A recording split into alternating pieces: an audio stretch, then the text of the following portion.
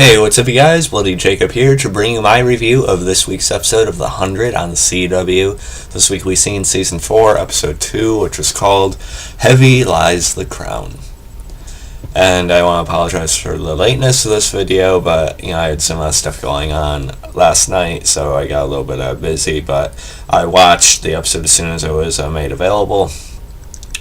And I really liked this episode. I don't know if it was quite as good as the premiere last week, but I put it on the same playing field, definitely. I definitely think it was another good episode of The 100, although I don't think there has ever been a truly bad episode, at least for me.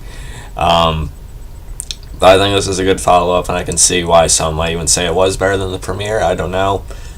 Maybe I'm just saying the premiere is better because I was riding the hype train, initially going into it and such, so it had a little bit more momentum. But yeah, I think this season, either way, is definitely off to a really, really good start. The season's only going to be 13 episodes this year. I don't think we should be concerned about that yet, because we haven't had a 13-episode season since season 1. And season 2 and 3 have both been 16. I hope they don't cancel the show or anything. That would really, really, really suck. But I know the creator has said before he has a plan if the show's going to run 4 seasons, and he has a plan if the show's going to end up running 5 or something instead. So either way, I don't think we have to worry about getting completely cut off from the story. But I can see how it's starting to play into a potential end game, so I think maybe only another season or 2 at most after this, just for the sake of the story. But yeah, let's get into it. We have a little bit of a different opening. We have this flashback. We actually see Allie again, and sort of mixed feelings about seeing her again. Of course, didn't really like her, but she was played fairly well. And it's good to see a tie back to that type of thing in season 3 because it was kind of a big deal, so it's good to see that it still somewhat affects, what is transpiring at this point. Of course, the whole nuclear meltdown thing, of course, is a big tie-in, but, so it's good to see the actress actually come back to act out that, brief flashback we got. And we see her making this brother, I think his name is Alien, murder his brother and then, basically mentally destroy his mother, which is probably another random effort of Allie's, to gain more control over more people. And this alien character, he plays into the episode a little bit. I don't think he's really going to be a major character going forward or anything, but I think he's just another vessel for, the damage of the season finale and what it's done to the characters and the world around them and such. I just think it's going to be more of a prime example of that used. Although he did get his own flashback, so maybe he will be a little bit more important. We also have a scene of Kane and Abby in bed, which is kind of nice. I didn't really expect it to be them when they first had that further away shot. But it's good to see that they're getting some enjoyment for sure.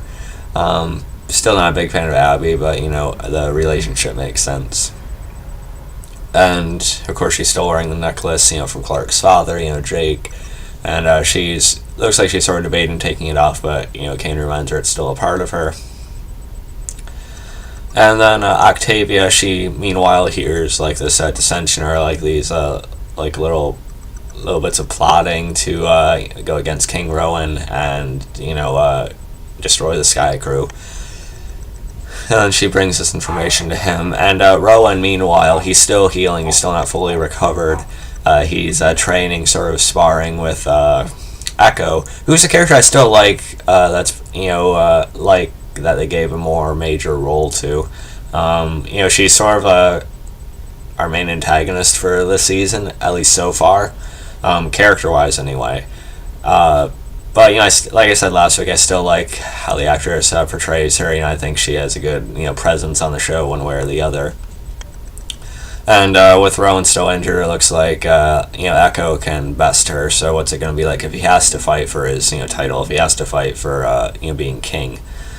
And Octavia reminds him that even when Rowan was 100%, Lexa kicked his ass. So that was a good line there, and it was kind of odd coming from Octavia because she is never a big Lexa supporter for her own tunnel vision reasons, but Anyway, and we'll talk more about what Octavia did to handle this towards the later part of this video. And of course, back at the Ark at Arcadia, they're making plans to try and force try and survive the radiation that's sure to come out when the nuclear reactors all completely go down. And they're also debating when to tell everyone else and how, and if they should crowdsource it or make it a little bit bigger. So that's an interesting discussion for the episode.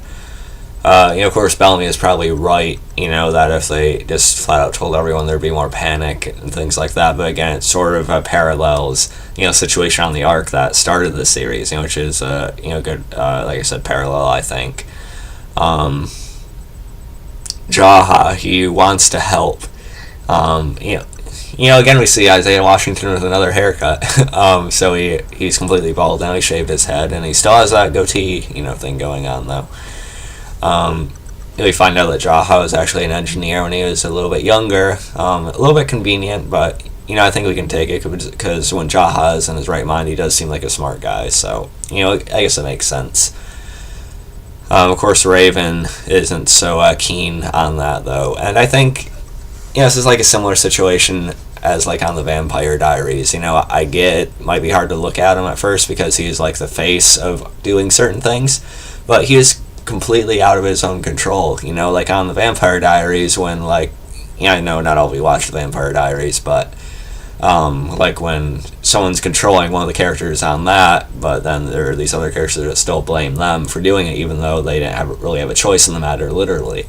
So I feel like Raven, she was probably a little bit too harsh on Jaha here, even though, he did try to find the City of Light initially and stuff on his own, but he didn't know, what was really awaiting him there. He just wanted hope for his people. So I feel like it's a little bit unwarranted. Let's see, and Bellamy, and he takes Bellamy and a few others, they take this small group out, to try and find this, I think it's called a hydro generator, which is key because they come up with this plan to use the Ark, the crashed ship, as a safe haven, really, from the radiation to come. They feel like they can patch it up and seal it, but they need a hydro generator to be able to have enough air for, all the people they'd want to save. You don't know if the ship's going to be able to, what's left of the ship is going to be able to fit the grounders as well, because that was part of Clarke's deal with Roan last week, but, it's something that they could try and guarantee on anyway. But without it, they could only save 100 or so people. Get it?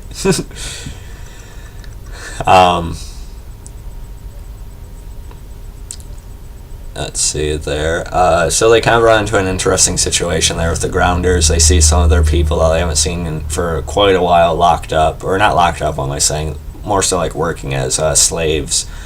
And then there's this little debate in the episode if they should just peacefully still talk to the grounders here and just get the hydro generator, or try and make the situation get a little bit more violent to save their people initially. I think it was a curious debate. It was something like that the IGN reviewer, I think Eric Goldman or something, he complained a little bit about Bellamy's decision making here to save his people. I get what they're going for here, because Bellamy, he doesn't want to have to sacrifice anyone anymore, especially after the guilt he's still carrying from working with Pike last season and such. So I get Bellamy, his impulse, to save them, when he has a chance, but some people like Eric Goldman argue that he shouldn't have because they are being moved the next day, not necessarily killed. But at the same time, if they were moved, it'd take a while to find them again if they ever could. Meanwhile, all this other shit's going on, so they might not even have enough time if they wait. So I kind of get Bellamy's decision here, I think. Definitely more understandable than the path he went down last season, for sure, I think. And Jasper in this episode as well. Before we talk about Jasper, we also had Kane and Octavia trying to, go about the peace talking strategy with the Grounders trying to come up against Rowan. This, of course, doesn't work. And then Jasper, meanwhile, he's arguably more frustrating than he was last season. last season he was very, depressed, very down. I think there's even like an idea in the script at one point that they were going to actually have him commit suicide, but he didn't. But it was understandable what he was going through, without losing Maya and different things like that. But this season he's just saying, we're going to die in 6 months anyway, so who gives a fuck? I'm going to be a dick to everyone around me. It's honestly getting a little bit tiresome. I mean, Devin Bostic, he's doing fine in the role. But, the writing for the character just isn't that good, and it feels, or at least it's not really right. I don't think it's not really working anyway. It's not bad, but, I just think the Jasper character, I need to do a little bit something different with him. Maybe it'll be a little more interesting when the shit actually starts going down. Maybe he'll get a bit shell-shocked and actually try to help or, come back to his own a little bit. I don't know. But, of course, he completely acts like an ass to Clarke. And also back at the grounder, situation with Bellamy, Monty sees this grounder who he's told is the one that killed his father. We never actually seen what happened with his father, but, we've heard about it a few times. And, of course, Monty has a little situation where he actually feels like he wants to kill him. And it was a good scene with Christopher Clarke in there, I think. But he instead chooses to cut the chain and free the prisoners, or their people are being used as slaves. So I didn't really think Monty was actually going to kill the guy, but it's still a decent moment for the character, I think. And, then we get the quote, or the title of the episode with a conversation Jaha has with Clarke, heavy lies the crown. Because, he can see the burden it's taking on her, and it's a parallel to what they dealt with on the Ark. And why he felt like he had to, essentially execute Clarke's father back then. Because, the good of the many for the good of the few. Or, it's basically like a no-win situation, really.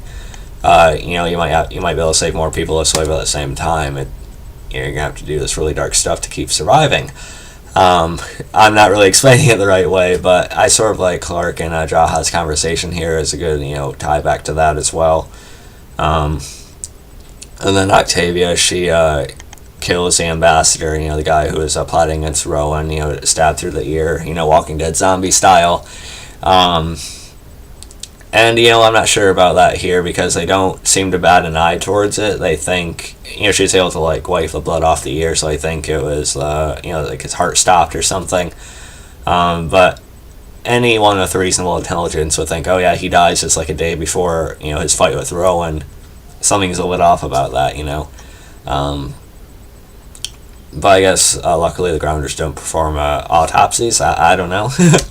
But yeah, we'll see what comes from this. Either way, I think it was a pretty good episode. I'd rate it about an 8.8 out of 10. I still really enjoyed it. Let me know what you guys thought about it, and I'll be back later tonight for my review of Supernatural, and also be talking about The Expanse soon as well. So yeah, I look forward to that. Follow me on Facebook, Twitter, subscribe. I'll catch you guys next time. Peace.